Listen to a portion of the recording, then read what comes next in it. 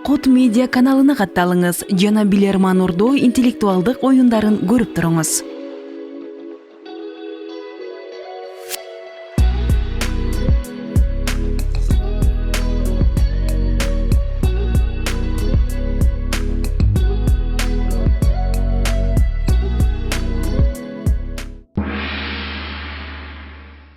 Ассаламу алейкум, урматтуу телекөрүүчүлөр.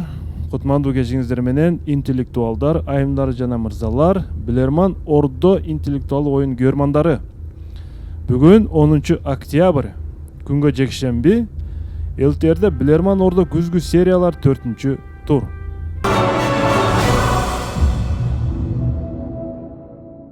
Бектурган мырза, дагы бир жолу кош келипсиздер. Манайыңыздар жакшы, оюнга болгон даярдык кандай? Кыскача сөз баштасаңыз. Assalamu alaikum, урматтуу телекөрүүчүлөр, урматтуу алып баруучу, урматтуу Билерман Ордонун көрмандары. Буюрса, оюнга даярбыз. Команданы колдоп бир кол чаап коелу. Азыр болсо биз оюнду расмий түрдө баштап алсак. Демек, бүгүн Бектурган Мизамидин уулу Премьер лигадан жогорку лига үчүн ат салышмакчы. Тактап айтканда, Премьер лигадагы өзүнүн статусун коргоо үчүн аракет кылат. Бизге жаңы эле кошулган телекөрүүчүлөр болсо, биздин мониторго көңүл буруңуздар жана биздин дайректти жазып алыңыздар. Ош шаар Ленин көчөсү 330 Билерман Ордо интеллектуалдык оюнуна деп кат аркылуу суроолор кабыл алабыз. Инстаграмда Билерман астыңкы Ордо. Мына ушул дайректте биз барбыз, катталыңыздар жана суроо жөнөтүңүздөр. Facebook'ta Билерман Ордо баракчабыз бар. Жана Билерман Чекет ТВ, күчүкчө mail чекет туруу биздин электрондук дарек. YouTube'да Билерман Ордо деген биздин оюндарыбыз. Билерман Ордо деп издесеңиздер болот, Кут медиа деп да издесеңиздер болот. Айтор, ушул аталышта биздин бардык акыркы убакта оюндар жүктөлгөн. Өнөктөштөр менен да тааныштыра кетели, урматтуу телекөрүүчүлөр. Демек, биздин башка өнөктөшүбүз Барбол атамекендик кондитердик фирмасы. Барыңыздарга жакшы маанай каалайт. Барбол адал, таттуу, дайыма жаңы гана. Ошондой эле актив дизайн биздин дагы бир өнөктөшүбүз. Полиграфия жана жарнак борбору Ош шаарында жайгашкан, бардык полиграфия түрүндөгү буйрутмаларды кабыл алат. Ошондой эле Йома бургер биздин дагы бир өнөктөшүбүз. Йома бургер эң мыкты бургер. Дагы бир жолу телекөрүүчүлөргө чоң рахмат. Демек, бүгүн 4 тур. Анда биз оюнду баштайбыз. Эсеп 0-0, биринчи раунд.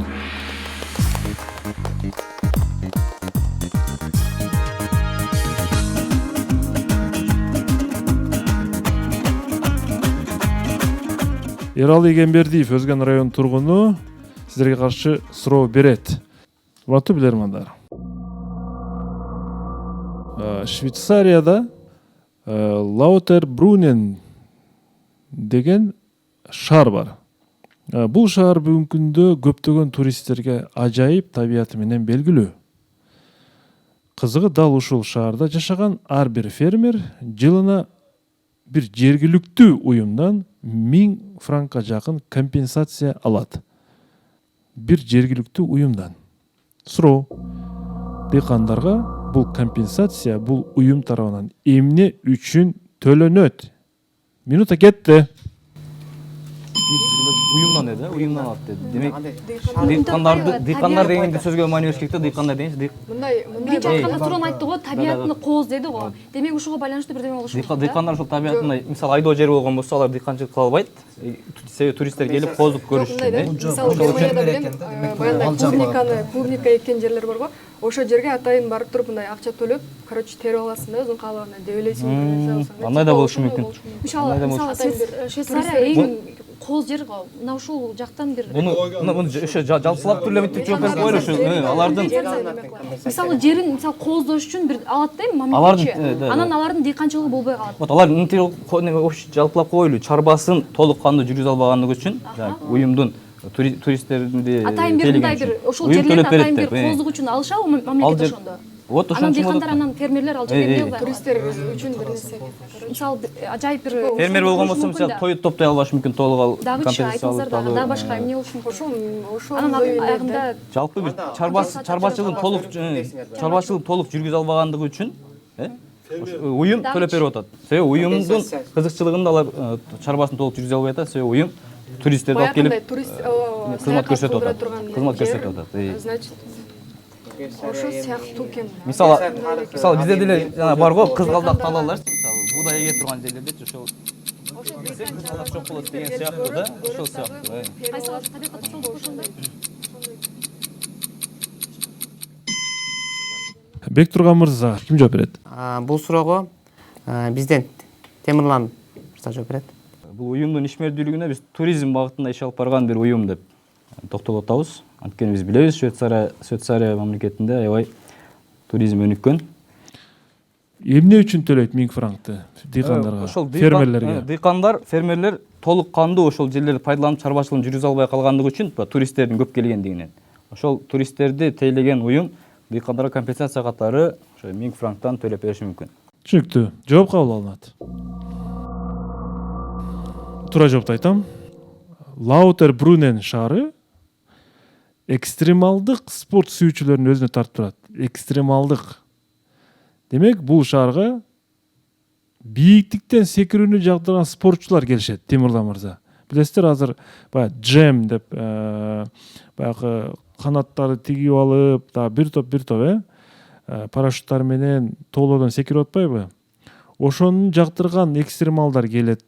Ал эми Швейцариянын федерациясы атайын ошол бийиктиктен секирген спортчулар фермерлердин жерлерин мындай бир тебелеген учурлар көп болот да, конот, жыгылат, тебелейт. Ошентип булар фермерлердин жерлерин экстремалдык спорттун айынан зыянга учуратат экен да.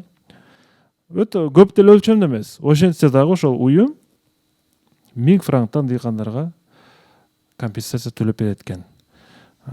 Жооптун багыты сизде так эмес, Темирлан мырза. Анткени экстремалдык спорт сүйүүчүлөр жөнүндө сөз кетип атат да. Аракет кылдыңыз, бирок так эмес. Азырынча 1-0 биз телекөрүүчүлөргө беришибиз керек. 1-0. Экинчи раунд. Мына эми биз азыр бул жерде Айнуска менен таанышабыз. Камчыбекова Айнуска, педагог.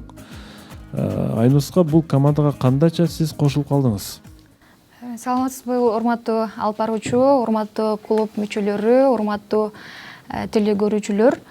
Негизи бул команда менен көптөн бери эле иштешип келем, бирок Ордого келип жүрбөдүм эле. Онлайн жана офлайн түрдүү даярдыктар болгон. Аларга үзгүлтүксүз барып даярданып жүргөнбүз. Бүгүн насип экен ушул жерге келип ойноп калдым. Буюрса командага жакшы бир ийгиликтерди алып келем деген аракеттемин. Ийгилик кайсыл сабак боюнча сиз негизи мугалим? Мен кыргыз тили жана адабияты предмети боюнча сабак берем. Эң жакшы. Анда сизден көп терминдерди түшүнбөй калсак сурайбыз. Буюрса. Экинчи раунд. Блиц.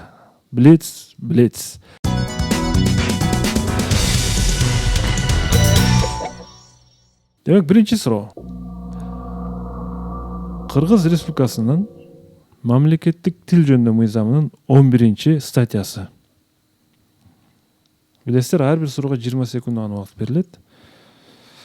Кыргыз Республикасында расмий мамлекеттик коомдук саясий иш-чаралар, курултайлар, сессиялар, конференциялар, жыйналыштар, кеңешмелер, сүйлөшүүлөр, даталуу иш-чаралар жана башка иш-чаралар мамлекеттик тилде, зарыл учурларда расмий тилде өткөрүлөт жана дагы эмне менен камсыз кылынат мындай иш-чаралар.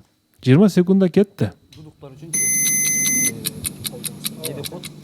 дудуктар үчүн мына түшүндүрүп берем. Жок бер. Түшүндүрүп берем, жок бер. Убакыт менен. Мимика жесттер менен дудуктан тили кандай айтылат ал? Түшүндүрөбүз да? Карашсыз менен түшүндүрөбүз. Даяр урматтуу. Ким жооп берет? Темирлан. Дудуктар үчүн, сүйлөй албай уга албагандар үчүн кол менен түшүндүрүп берүүчү тил. Тагыраагы синхрондук котормо. Синхрондук котормо. Түшүнүктүү. Биринчи суроонун жообу туура. Экинчи суроо. Кыргыз Республикасынын мамлекеттик жарандык кызмат жана муниципалдык кызмат жөнүндөгү мыйзамынын 46 беренеси. Мамлекеттик жарандык кызматчынын жана муниципалдык кызматчынын өз каалоосу боюнча кызматын токтотуусу жөнүндөгү бул берене. Ошонун 3-пункту. Эгерде жазуу жүзүндөгү арызда кызматты токтотуу датасын көрсөтүлбөгөн учурда кызматчы арыз берген учурдан тартып канча жумадан кийин кызматтан бошотулат? 1 жума, 2 жума, 3 жума же 4 жумадан кийинби? 20 секундда кетти. Так суроо экен. Жок, түшүнүктүү эле болду суроо. Арыз жазсаң, арызыңа жооп болбосо канча жумадан кийин автоматтык түрдө жумуштан бошотулат? Канча?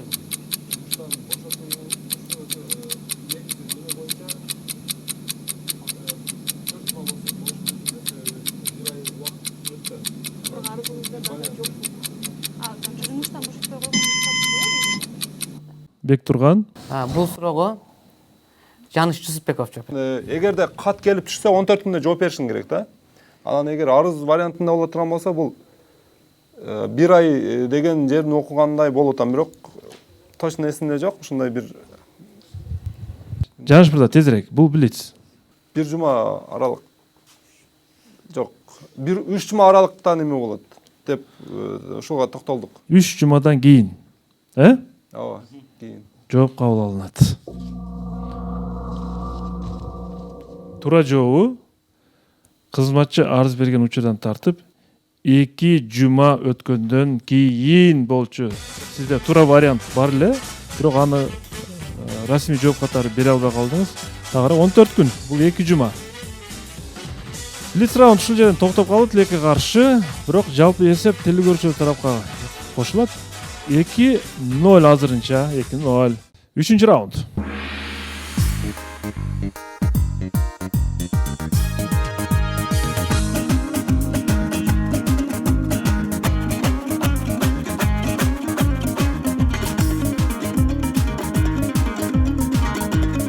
Элдияр Омуркеев Бишкек шаарынан сиздерге каршы суроо берет.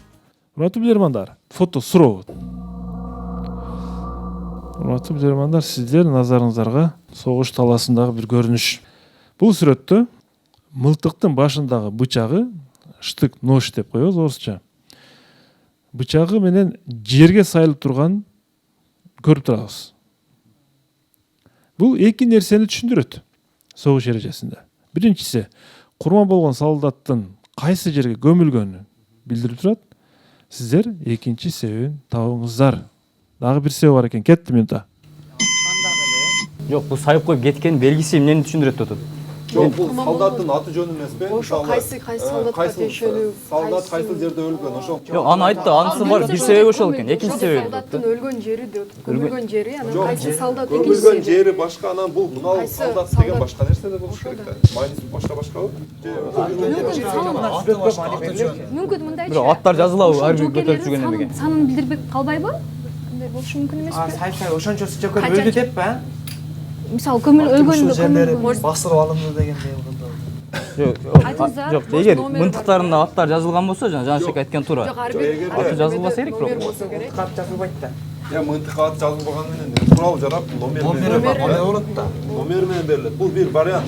Вариант катары экинчи вариант. Дач, айтыңыздар. Ошо талаада эле өлдү. Короче, сөгүн ошол жерден табасыңар деген маанидеби? Ал биринчисин айтып койдук. Бул деген экинчиси неме эмес жана силердин немеңер пленге алынды деген тараптан эмес. Ошол аскерлер чек ара түрүндө да болду. туткунга алып Бектурган мырза. Алып баруучу биздин команданын атынан Айнуска жооп берет. Кана Айнуска угабыз. Урматтуу алып баруучу, биз командадан менен пикирлешип бир канча пикирлер чыкты. Негизи биринчиден ошол аскерлердин көмүлгөн ордун деген болсо, экинчисинде мүмкүн саны канча аскер ошол согушта курман болду. Жана мындай пикир чыкты, басып алган жерлерин чек ара түрүндө кылып, мына ушул жерлер басылып алынды дегендей кылып. Анан аскерлердин аты дагы, себеби мылтыкта ошол курал жаракта өзүнүн номери болот. Кайсыл аскер кайсыл жерге коюлду. Мына ушул дагы маалымат болушу мүмкүн. Бак 3 жооп бердиңиз. Бирөөсүн мен кабыл алышым керек. Биз команда менен келишкен түрдө 3-чү жоопко токтолобуз. Кайсы болду? Мына ошол аты жөнү, аскердин аты жөнү. Номери менен номер коюлат да курал жаракачы. Түшүнүктүү. Номери менен. Жооп кабыл алынат.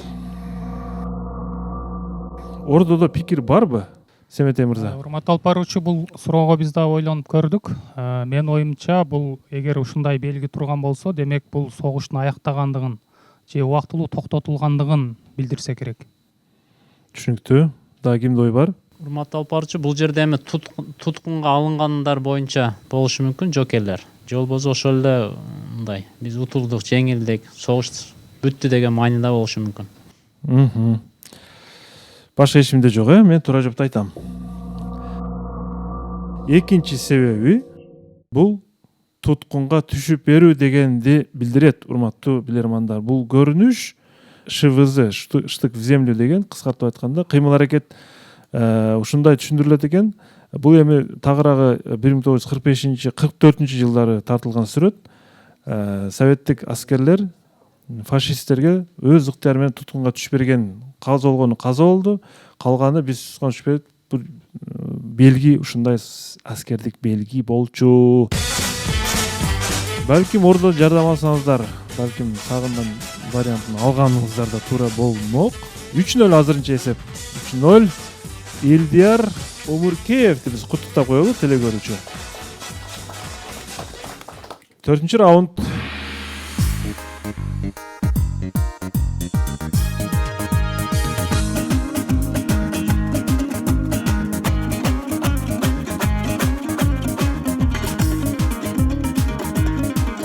Шамырбек Бекиев, Алабука район тургуну силерге каршы суроо берет.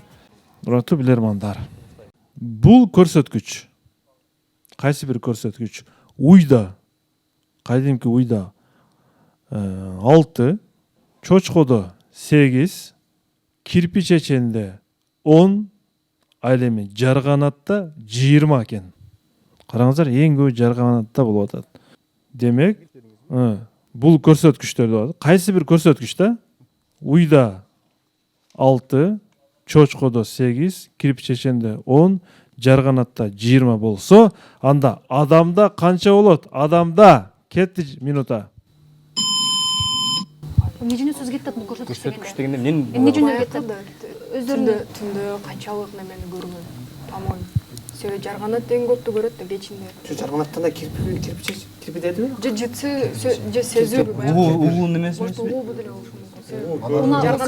Адам 16 керсин 20 миң керске чейин угалат да, эгерде угуу болсочу. Бул суроого төлөйм Анда башка мүмкүн мындай өздөрүнүн бир абалдары, тиши, башка нерсе органдарынан бир нерсеси эмес. Органдарынан болушу мүмкүнбү? Желини деп мага да ошол келди ойгон. ошол айтып атканда ошол келди. Бирок мына адамда канча дегенде оюм болуп кетти. Экөө дейсиң да, эмне дейм? Кирпиде чын эле 10 бар банда. Билбейбиз да. Уйда деле бирок 6 деп официал айтылбайт да, айрымдарында эле 6 болот. Кандай көрсөткүч болушу мүмкүн? Бирок көрсөткүч дегенде Эмне көрсөткүч? көрсөткүч дегенде бирдеме болушу мүмкүн да, көрсөткүч дегенде. 8 несі бар? 8 уйду эсеп уйга эле 6 торпуга чейин төрөйбү. Туйбу. Анда уй болбой калган. Жардам алып турган. Ордо жардам алып. Бектурган мырза, урматтуу алып баруучу, биз ушул ордодон жардам алайлы деп турабыз. Адамдагы көрсөткүч да ошо. Эмненин көрсөткүчү жөнүндө сөз кетип атат. Жарганатта эң көп экен. Ордо жардам бериңиздер, кетти. Мен жегинде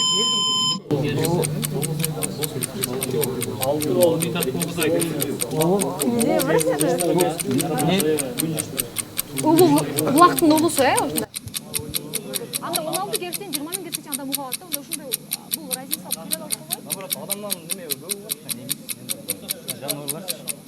Булчу, мына уйда 6 деген 9ду мындай кылып койбодубу? 9 ай көтөрөт деп. Жарган Чочко 8 ай көтөрөт деп. Анда болсо болот. анда жарганда 20 эмне кылат? анда Уй 6 айда тубайсыз да бирок, уй 6 айда анда тубайсыз. ошол Ордо убакыт бүттү. Тынчтанабыз. Бектурган мырза. Урматтуу алып баруучу, биз Ордодон жардам алдык. Бунун көрсөткүчү болгондо биз билебиз. Суукка чыдамдуулугу болушу мүмкүн, бирок биз бул жерде көрүү көрсөткүчүнө токтолуп атабыз. Көрүү канча болду? 20. Я. Сезүү. 20 болгондо жарганаттын 20 көзү барбы же кандай? Урматтуу алып баруучу, дагы ордо мындай негизи эле уй деп уйда 8 дегенде мен дароо эле 6 дегенде мен дароо эле уйдун желини эске келген. Андан кийин чочко дегенде да ошол келди. Анан Бектурган мырза. Көрүү көрсөткүчү. Көрүү көрсөткүчү. Көрүү көрсөткүчү. Ошондо жарганаттын 20сын түшүндүрүп коюңуз. Макул, калганын сурабай эле коюн. Жарганат түнү аны билебиз. Жарганатты күндүз көрбөйбүз, бирок түнү жакшы көрөт да. Жарганатчы түнү учат го. Ошондо 20 эсе жакшы көрүп атабы? Ооба. Эсепте? Я. Макул делик. Анда адамдыкы канча болот анда? Эгер көрүү болсо, кантип айтасыз адамдын көрүүсүн? Канча дейсиз?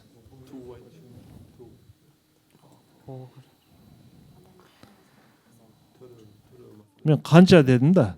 Адамдыкы канча дедим. Бектурган мырза 3 секунда. 1 6 мүчөсү. 2 Жөн тур. 3. Мындай кылат экен. Мен буну мен эми болду. Адамда 4. 4. Бул көрүү Мында көрсөткүчү. Жок, көрүү дагы эмес. Мен мына токтолдум. Эмне болуптур? 6 болсо.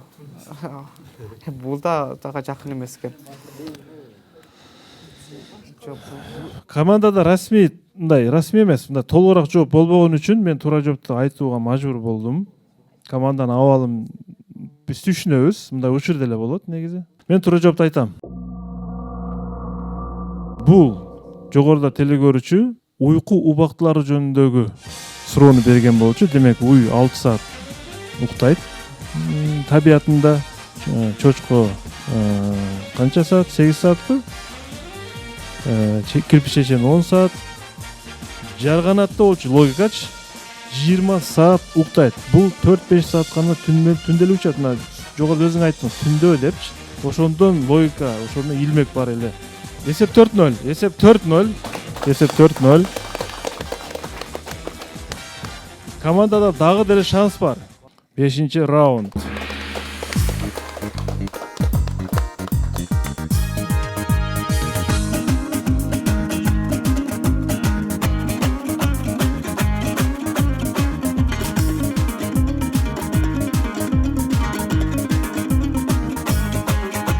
Асылбек Камчыбеков Кызылкия шаарынын тургунуздарга каршы суроо берет. Урматтуу билермандар. Байыркы Грецияда согуш талааларында жеңиштин урматына эстеликтерди тургузуу адатка айланган. Жеңиштин урматына эстеликтерди тургузуу адатка айланган. Кызыгы, согуш талааларындагы ал эстеликтерди грециялыктар жыгаштардан жасашкан. Суроо. Алар эстеликтерди жыгаштардан жасоо аркылуу эмнени максат кылышкандыгын таап бериңиздер. Эмне үчүн кетти минута? Аны жылдырып, көтөрүп башка которуп сүрүүгө жеңил болуш үчүн эмне үчүн? Жыгаштардан убакыттын өтүшү менен жыгаштар чирип жок болот да. Акыры унутулуп жок болсун деген эле. Жок, жеңиш болгон жерге неме курган деп айтылып атабы? Может, баягындай байыркы согуш талааларында согуш талаалары. Жеңгенден эстеликтерди жыгаштан жасады. Не максатта? Өлгөн адамдардын немесине жыгаштан баягы сыйлап, өлгөн адамдарды жыгаштан, мисалы эстелик бизде деле эстеликтер жасайт го. Бирок жыгаштан жасаш биринчиден жеңил, ташка караганда. Эмне максат? Экинчиден алып жүрүш. Жыгашта кылган баягы үстүнө факел кылып, баягы өрт чыгарып, баягы вечный огонь сыяктуу. Мүмкүн жыгаштан жасаса, кандай бир жыгаштан жасайт? Мүмкүн ал бир кийин өнүп бир баягындай боло турган нерсе эмеспи экен? бир Жыгаштан согуш талаасы жасалган- болуп атпайбы? жыгаштан Согуш жасалган талаасы мен болуп ойлоп атпайбы? атам баягындай деп колго түшкөн аскерлерди может өрттөп таштайт ошол жерге ошол жыгачка бирок ал вообще эле Согуш бүткөндөн кийин согуш талааларында Ал жөнүндө дарак экпей болду эле, жыгач деген даракты назарат коет ал. даракты мынтип койгондон кийин өзү көктөшү мүмкүн. Бектурган мырза. Алып барчу бизден команданын атынан Айнуска жооп берет.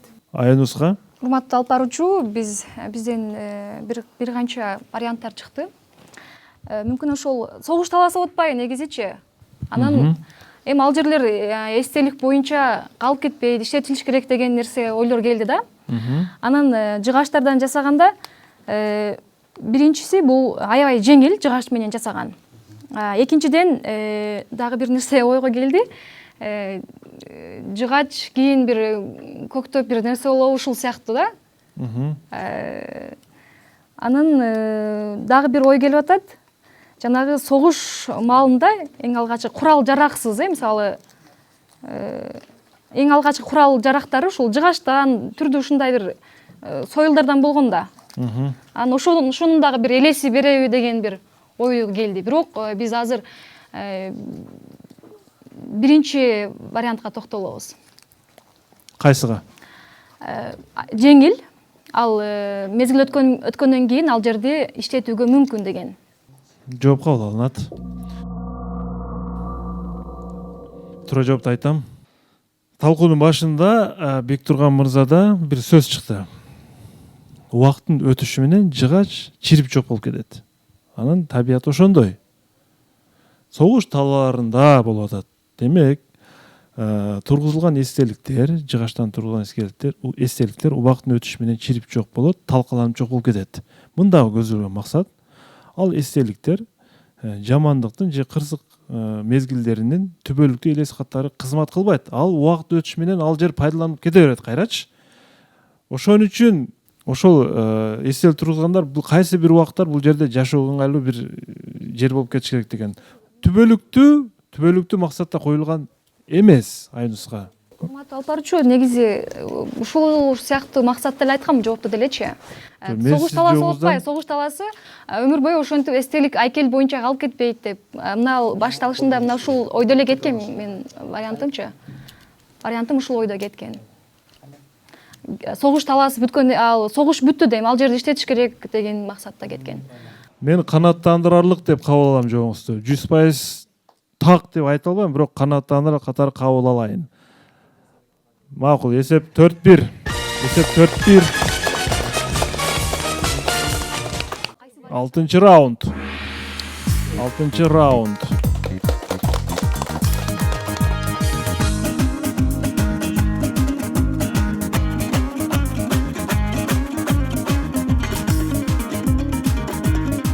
Абдувалий Тучиев Чүй облусунан сиздерге каршы суроо берет. Команда тыкыр даярдыктарды жакшы кылбаган. Менин жеке баамымда курамы Эмил Махматурайым жок, Нурсултан жок. Мына оюн толук түрдө өзүнүн максатына жете албай жатат. Кайсы бир деңгээлде муну ачык эле айтышыбыз керек. Ошон үчүн команда курамды өзгөртпөөгө аракет кылыңыздар. Мен жаңы келген билермандарды баягы бул жерде эме кылгым жок, бирок толук курам менен ойноңуздар демекчимин. Абдувалий Тучиевдин суроосун окуймун. Орус элинин көрүнүктүү жазуучусу Михаил Булгаков мындай дейт экен. Кыйынчылыктардын эсебинен өзүнүн чыгармачылыгын үзгүлтүккө учуратып, бир нече убакыттардан кийин кайрадан чыгармачылыкка отурган жазуучулар ушул жаныбарга окшойт дептир. Кайсы бир жаныбарга окшотуп чыгармачылык үзгүлтүккө учуратып, кайра бир убакыттан кийин чыгармачылыгына отурган жазуучулар ушул жаныбарга окшойт дептир. Кайсыл жаныбарга? Кеттим да. Камалып бүркүт эмеспи? Бүркүт болушу мүмкүн эмеспи? Жаныбар болуп атат да бир. Неме чыккан болуп атат да. Бир нерселерди ташакалап, анан кайра анын өзүнүн калпына келтирип деген Мисалы бүркүт мындай да, ой, бүркүт эмес, Гүлүгат кийин чукайт деген бар. Ал эми ителгинин өзгөчөлүгү бул өзүнүн жүнүн тытып андан кийин анан ошол канчайым жыл жашаш үчүн өзүнүн бир денесин тытат да. Эми ошентип окуганда ителги да. Дагы башка кандай варианттар бар? Дагы башка. Суроо кандай болду ошондой? Бүркүт эле. Антип отуруп алып кийин кайра чыккан. айрым бир жазуучулар кыйынчылыктарга дуушар болуп дейт. Ошодон кийин Значит, көбүрөөк күчөп Дагычы дагы жаныбар болушу Айсы жаныбардай. көпөлүк Өтө эмес. сабырдуу жаныбардай. жок көпөлөк назик. Типа мындай сабырдуу жаныбар. неше кирип алып. Кайсы жаныбар Кийин дегенде көпөлөк адамдар болуп кетет. Ошол деле нормальный вариант эмеспи? Ит эмнеге? ит ал кышка эле. Давай жаныбарларды айтайлы. Ошо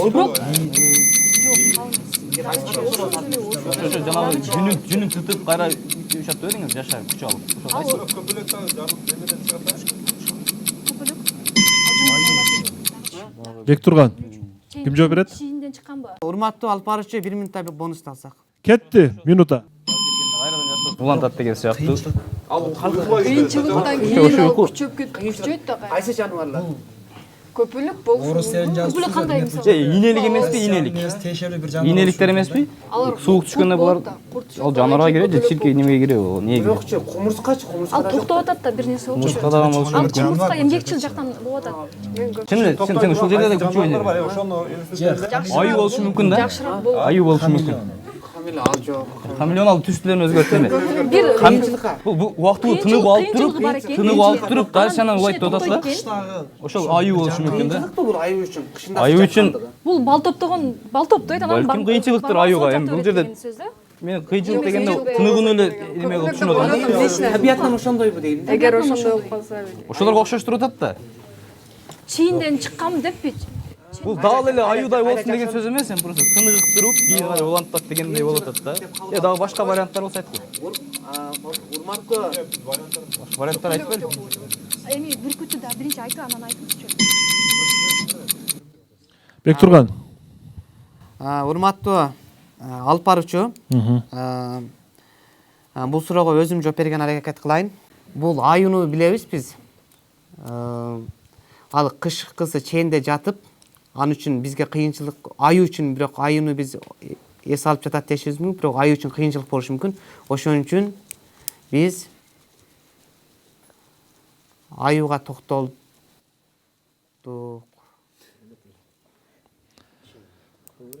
Аюга токтолдуңар. Ушундайбы? Жооп кабыл алынат. Жаныбарлар десе көпчүлүк ири жаныбарларды назарга тутат. Маселе сиздер назарга илбеген, балким иренжиген жаныбарлар болушу да мүмкүн. Бактектен да кичинекей жаныбар жөнүндө сөз кетип атат Бектурган мырза. Бактектен да кичинекей. Бармактай бир жаныбар жөнүндө. Бул кескелдирик. Урматтуу билермандар, бул кескелдирик. Эмне үчүн кескелдирик? Айнуска. Кескелдириктин табиятын билесизби Айнуска? Көп деле ал жөнүндө Исхак, сизчи? маалыматым жок, бирок куйругун Өзү таштап. Өзү үзөт, Эмне үчүн үзөт билесиңерби? Кыйналып калган учурда кескелдирик. ошодон кутулуп андан кийин Ошондон кутулат, куйругунан кутулат дагы бир нече убакыттан кийин андан куйрук өсүп чыгат кайра. Кайра куйрук өсүп чыгат. Ушул кескелдирикке салыштырган Булгаков. Эсеп 5-1. 5-1. Абдубалил Тучиев куттуктайбыз, Чүй облусунун тургуну. Исхак мырза, өзүңүз тааныштырып кетсеңиз телекөрүүчүлөргө. Мен Ош мамлекеттик университетинин кыргыз тили адабият адистигинде билим алып атам учурда. Өзүм Жалал абад облусуна караштуу Нокен район Нокен айылынын кулунумун. Эми ошол угуп көрүп жүргөн студияда ордодо отурасыз да, кандай сезимдер болуп атат сизде? Өтө башкача бир сезимдер болуп атат. Үйдө отуруп суроолорго жооп таап кое берчү элеңиз, отуруп алып эле. Бул жерде андай болду. Манан ушу YouTube'дагы чыгарылыштарын такай көрчү эле, манан ушул кыялымда бар эле ушул жака келип калсам экен деп. Мына кыялым ишке ашып атат эми. Азыр алгачкы тун оюм болуп атат, бир аз толкундануу бар. Толкундоо, анан ойда чанжырап атат. Адаптация болот. Такай келип турууга чакырамын. 7-чи раундду баштайлы.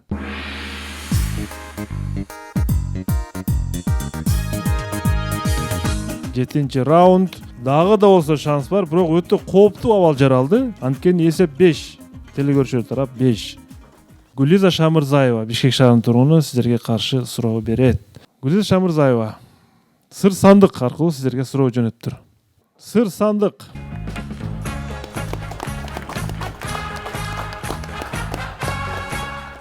Урматтуу билермандар, башталгыч класстардын мугалими окуучуларына табышмак түзүп келүү тапшырмасын берет.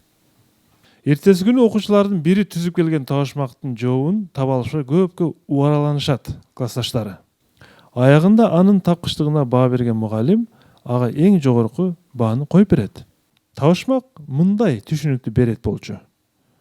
Бул нерсе, сыр сандыктын ичиндеги нерсе, бардык нерсенин даамын өзгөртө алат. Бардык нерсенин даамын өзгөртө алат. Урматтуу билермандар, сыр сандыкчанын ичинде кадимки бизге жакшы тааныш болгон бир предмет бар. Бардык нерсенин даамын өзгөртө алат экен бул. Эмне? Тузбу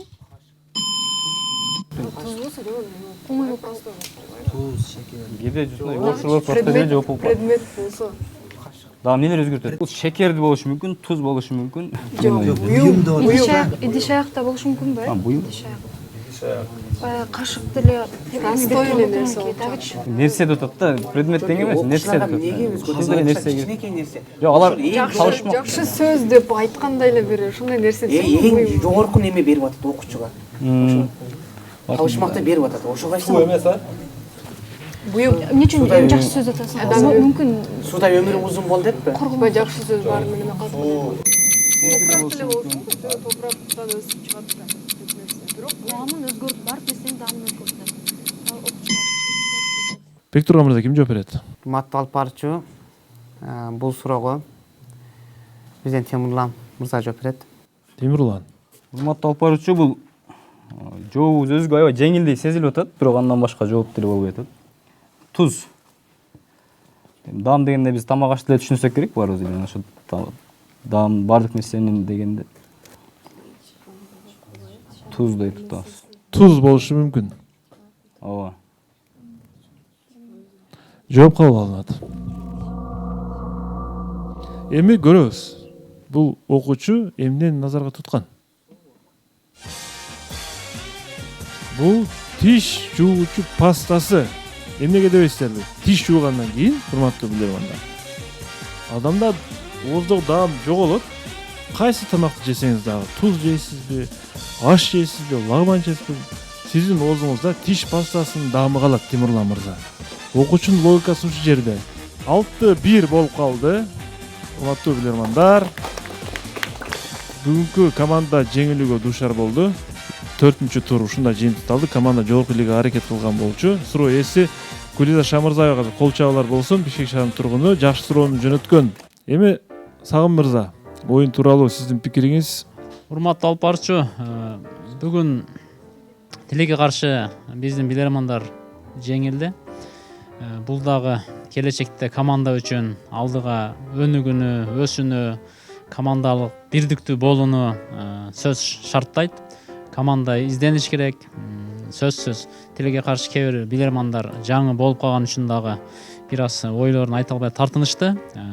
Куда каласа сөзсүз команда издениш керек, бирдиктүү пикир, күчтүү жандуу оюндар болуш керек. Буга чейин бул команда жакшы ийгилик көрсөткөн. Мындан кийин дагы жакшы ийгилик көрсөтөт деген ишеничтебиз. Ал эми бул жерде мыкты билерман оюнчу жөнүндө айта турган болсок, бир эле суроону табышты. Буга чейинкиден башкалар вариант ачышты, бирок чыныгы суроону тапкан үчүн биз ушул жаңы билерман айым болсо дагы Айнусканы мыкты билерман айым деп атайбыз. Мыкты суроо боюнча мына биздин билерманга көп суроолор келип атат. Көбүрөөк биздин өлкөнү өнүктүрүү боюнча жарандарга стимул берүүчү жагдайлар. Ошол Швейцариядагы ушул фермерлер үчүн мындай компаниялар көбүрөөк акча төлөп берет экен, туристтер тартуу боюнча. Биз да ушул суроону мына мыкты суроо деп баладык. Рахмат жон.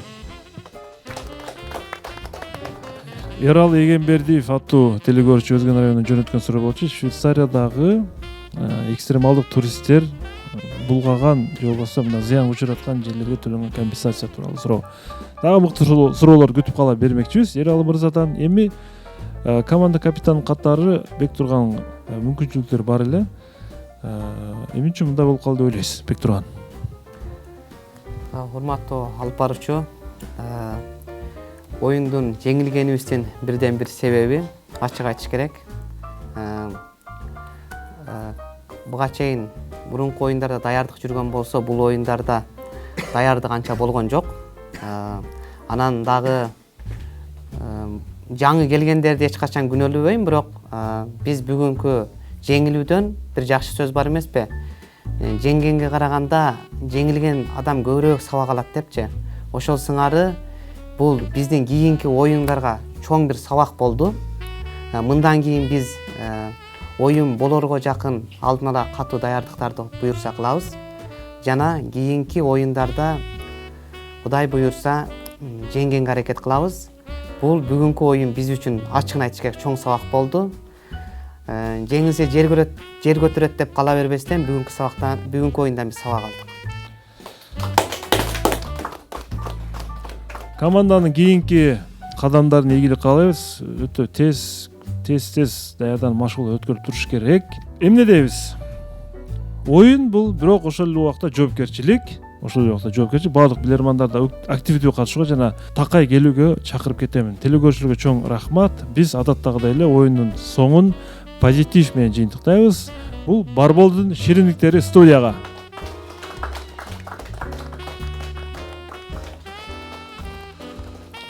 Барбол адал таттуу дайыма жаңгана эң ширин токочтору менен сиздерди кубантат. Эксклюзив торт Билерман Ордо деген жана Йома бургерден бул командага дагы 6 адамдык акысыз тамактануу үчүн сертификат тапшырабыз.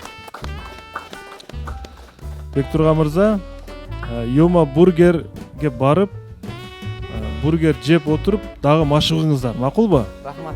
Машыгыңыздар. Биз өнөктөштөрүбүзгө чоң рахмат айтабыз. Калган билермандарга ийгилик. Билеги күчтүү бири жыгат, билими күчтүү бини жыгат. Көрүшкөнчө аман болуңуздар. Ассаламу алейкум.